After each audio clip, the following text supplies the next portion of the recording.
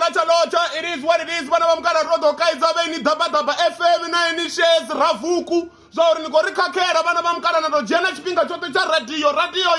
ya shango lote ngona wana mutachi kore he na mwachi wa chizumbe he na la chipinga cha borine ni chitonga ni na ziplane ni chinga no itisa mtu jiodishini esifi niko diva zunena kotata zon ndiri yowe Dabadaba FM no rikakera ena niko doga na via karina na rumbera farero ori zuko itiswangani notisa mutu rineriko toma mudowera ritikobona atanga yashu amwana mutuku ako representazi issue zashu na samdisere na producer na doba na muponoi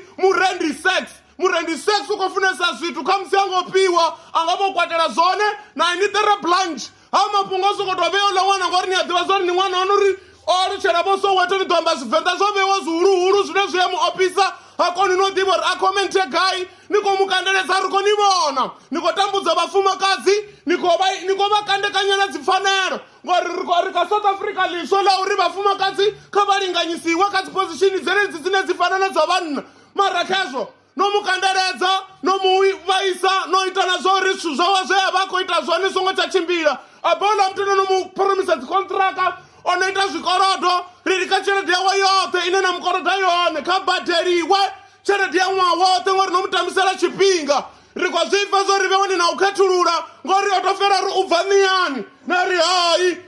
yanga livoni zvino rikwari kabuya mshumoni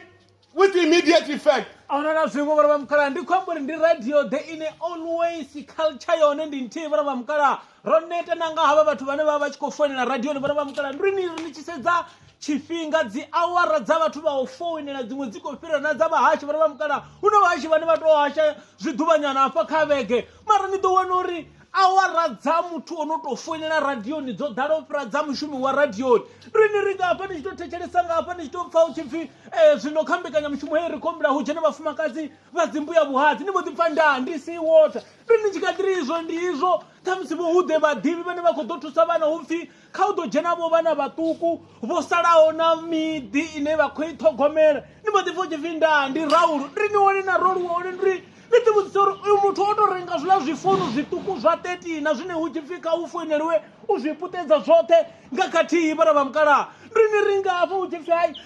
rovidza mudivi zvino rina psychologist rikombero ri ujene vathu vane tamusi vonotangana notambudzwa lwa vudzekani vonochipiwa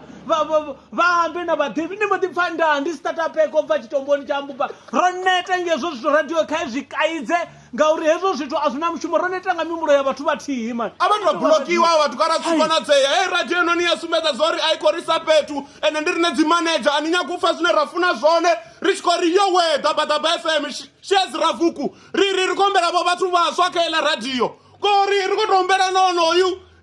khalanari wone katovuyakela programa vo maine ngori hoyo jena wako vuya rifara zvavudi ana na mapungo nipfo chifiri rikadzulojena nga ndilade rikadzulo la vafumakadzi nife ndandi vo chikufira mwedzini hei nalo jena nga ndilade habe rikotomo suspect